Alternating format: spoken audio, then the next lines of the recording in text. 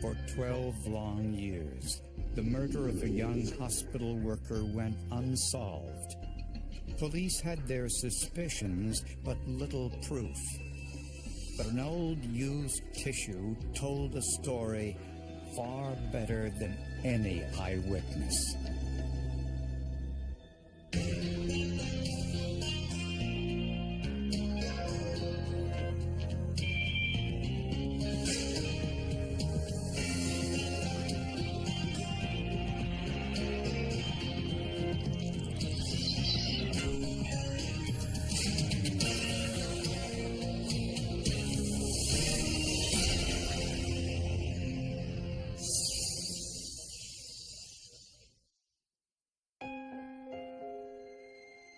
From the moment she was born, Laura Wynne was fighting the odds.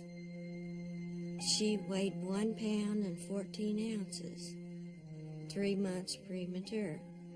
But she was so determined to live that she made it, and they took her home, and she was blind in one eye from the incubator at that time, and she also had a paralysis on her right side. As Laura grew up in Poplar Bluff, Missouri, she slowly overcame these physical challenges and emerged as a gifted student. She worked that paralysis nearly completely out, and she never let that disability, blindness, ever hold her back from her desires of what she wanted to be and what she wanted to do. Laura's dream was to work in healthcare, to help others as she had been helped. And she achieved that by becoming a hospital pharmacy technician. Oh, she's a sweetheart. The people that she associated with there were pretty much her friends, and as well as her co-workers. Nice girl. Nice girl. Laura's friends looked out for her professionally and personally. And when she didn't show up for work one morning, they called her mother. So her mother said, well, I'll go down and check and see, So the landlady opened the door and let her in. And when she went in, she found Laura. Laura had been murdered on her bed, strangled with her stocking. Laura's eyeglasses were on the living room couch. Without them, she was literally blind. It appeared she'd been attacked in her living room and murdered in her bedroom. This was a crime of power and control, and she was hit in the head on her blind side. At first, the motive appeared to be robbery. We discovered that there were several items missing from the apartment. Her purse, some of her underwear, some shoes, some clothing. But there was no sign of forced entry.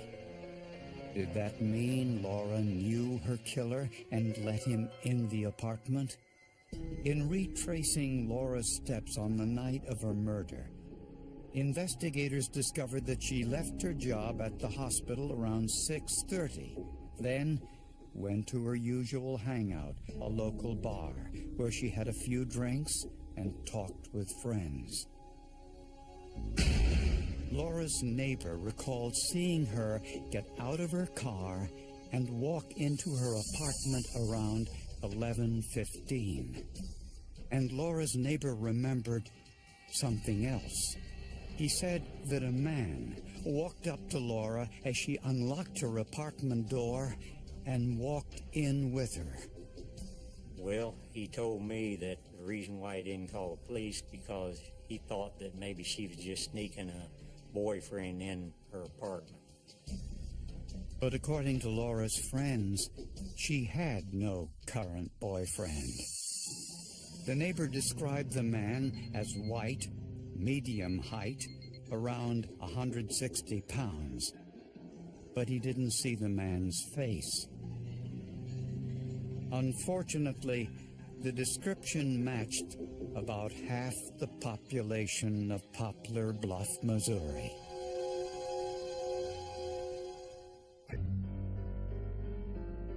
Laura Wynn's autopsy issue. There looked to be biological evidence on the tissue. Unfortunately, at the time, the sample was too small for DNA testing. Investigators also found 2 foreign hairs in Laura's living room. These were sent to the lab and found to be pubic hairs of an African American. But this didn't match the description given by the eyewitness, who said a Caucasian followed Laura into her apartment. If you know anything about hairs, hairs fall off of people all over their body every day. She also had a friend who was an African American who'd been in her apartment and had helped her ready her apartment when she moved in. Police interviewed Laura's African American friend, and he had an airtight alibi. He was with friends on the night of the murder.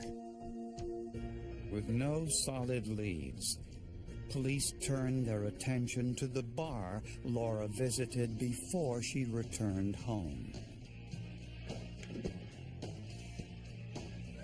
When investigators questioned patrons of the bar, they learned that Laura got into an argument with Sam Freeman, a 26-year-old veteran of the U.S. Army. Laura had accused him of hustling these 2 young men playing pool. Whatever happened wasn't something that came to blows, but there was a disagreement over a pool game, and Laura had confronted him. Candace Shipman was working the bar that night. She said the altercation was minor. Just got a little loud, then they quit, and it seemed okay, you know, normal stuff that would happen in a bar. Several bar patrons said Freeman left the bar about 20 minutes before Laura did. And his parents said he came home a short time later and stayed there the rest of the night. Investigators also discovered there was another man in the bar that night, Laura's ex-boyfriend, Robert McSwain. She loved him. She was head over heels in love with him.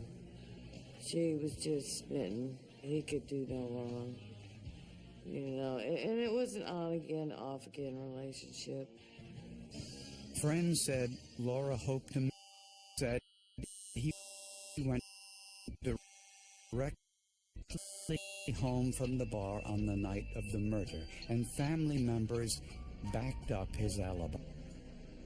There was just no closure to it, because we just kept thinking someone's out there and we just don't know who it is. And not only that, but it was the hurt of losing her and giving her up when she was such a worthwhile person and she was so good to everybody. And we just couldn't see any sense in it.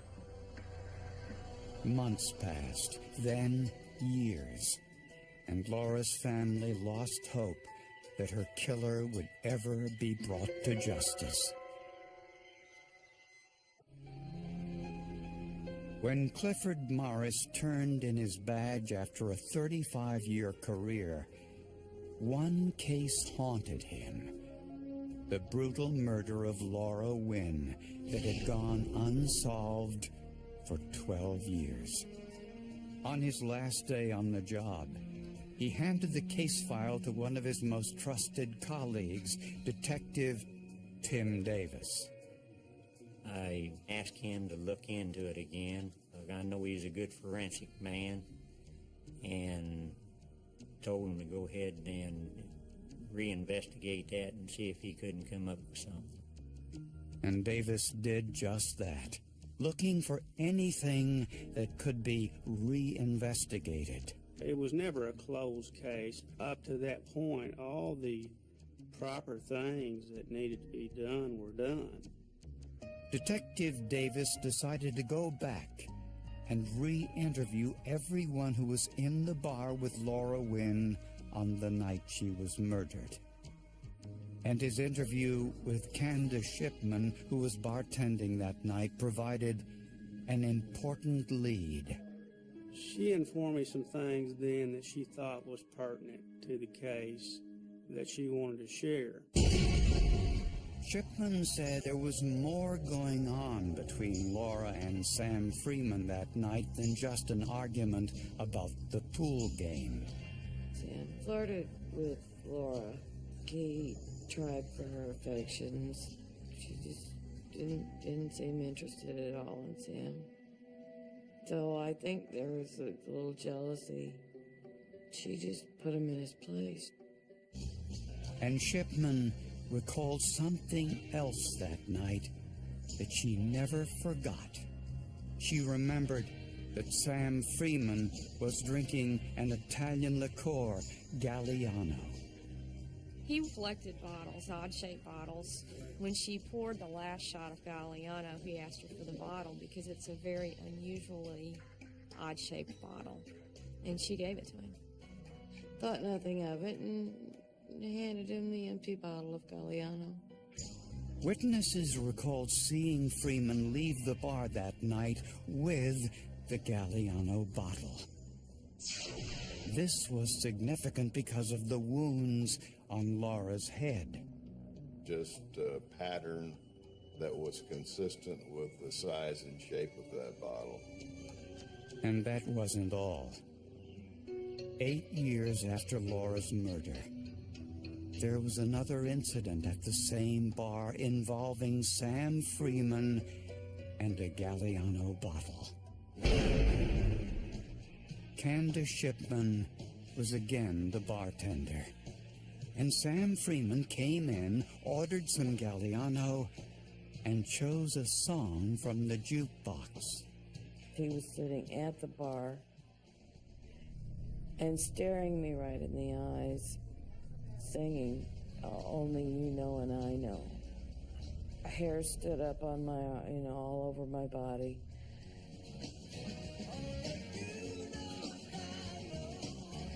She was sure Freeman was trying to tell her something. With singing the song, "Only You Know and I Know," and staring me down. I was convinced that he had gotten away with murder and was flaunting it in front of me. Now, 12 years later, Freeman was married with 2 children and worked as a supply sergeant for the National Guard. He was even attempting to run for city council. I thought, well, that all was a bit brazen with the way I felt and the things I knew. With a warrant, investigators found a Galliano bottle in Freeman's home. Freeman said this bottle was a recent addition to his collection, not the one given to him by the bartender on the night Laura was murdered. But police confiscated it anyway. Apparently, Freeman filled the bottle with colored water for display purposes. But he didn't fill it to the very top. A lab technician swabbed the entire bottle, and on the inside, near the top, was a microscopic stain. A phenolphthalein test indicated this was human blood. But after 12 years, it had degraded. There was not enough to do a DNA profile on. But why was human blood inside the bottle? Investigators were determined to find out.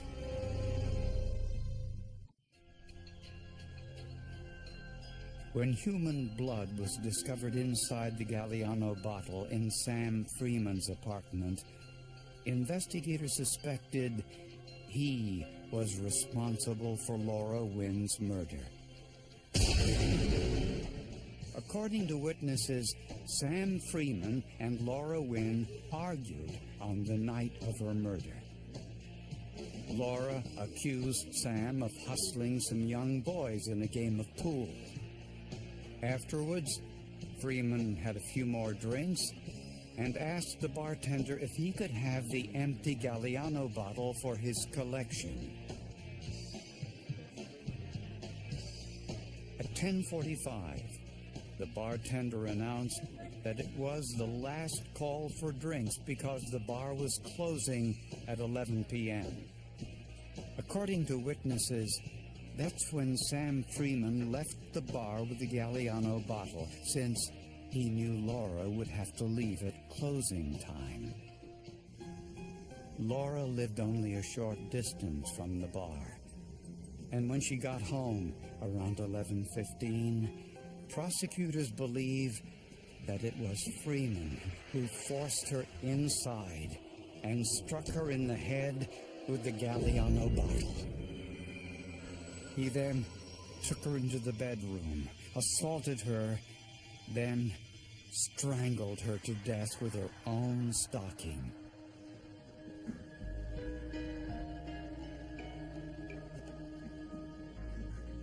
The evidence suggests he used a tissue to blow his nose, but left it near Laura's body.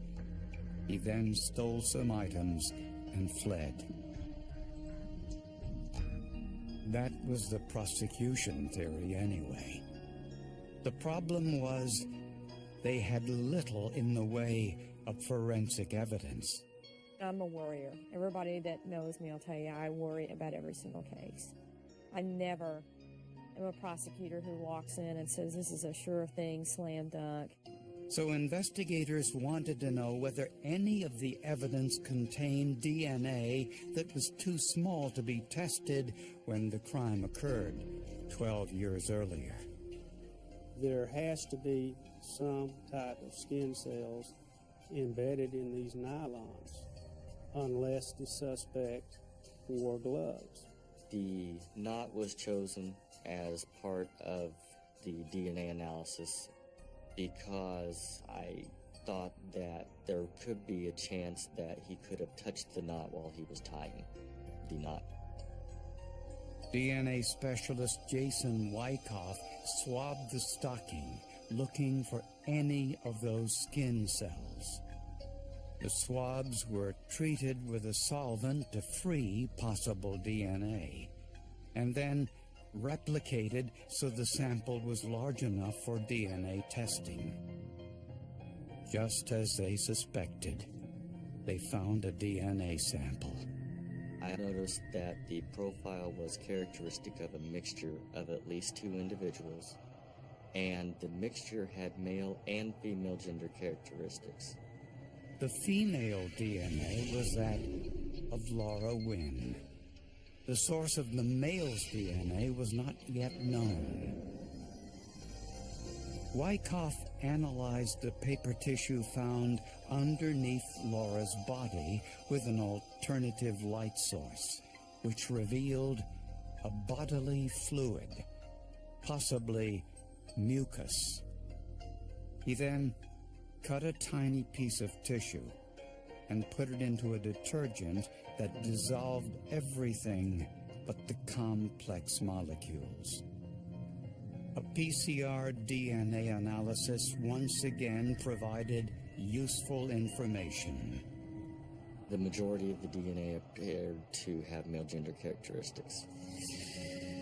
The last step was to collect a DNA sample from Sam Freeman. When we first informed Mr. Freeman of why we were there and who we were, it was like at that instance he had just went into shock. I had a shocked look on his face. His demeanor totally changed. That I couldn't describe, only others maybe the face of fear.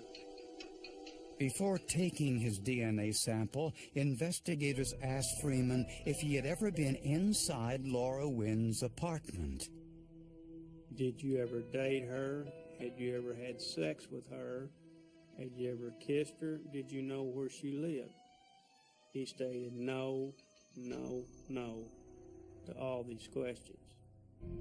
But the DNA from Sam Freeman's saliva sample matched the skin cells on the ligature and the mucus on the tissue.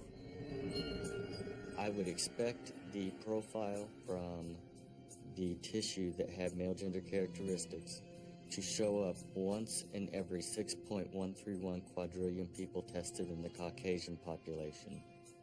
The only way possible that Sam Freeman's DNA could have been at the scene in the home was the fact that Sam Freeman was there and was the killer.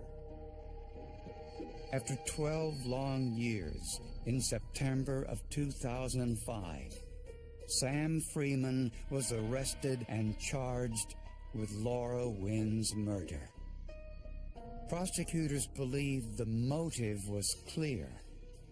Here she is, this woman, small woman, dressing him down in front of all these guys. And here he is, Mr. Military, Mr. Macho Man. He wasn't going to put up with it. I think he was embarrassed, humiliated, rejected, spurned, and that this was a crime of power and control, and he got the ultimate last say with Laura Wynn with this crime. During the trial, Freeman's defense attorney pointed to the 2 foreign hairs in Laura's apartment as proof that someone else killed Laura, and also reminded the jury that the eyewitness's description didn't match Freeman either. I mean, they argued reasonable doubt, which was a smart argument to make. But prosecutors maintained that the DNA evidence was concrete proof. I think what happened here was that Sam Freeman didn't realize in 1992 he could leave a piece of himself at the scene other than semen, blood, or fingerprints. But he did. In September of 2006, the jury found Sam Freeman guilty of first-degree murder. He was sentenced to life in prison without parole. I want people to have hope and never give up. Never give up on justice, that someday it'll come about. If it had not been for the proper collection and preservation, it doesn't matter how much someone does 13, 14 years later in an investigation. If you don't have the evidence, you don't have a case.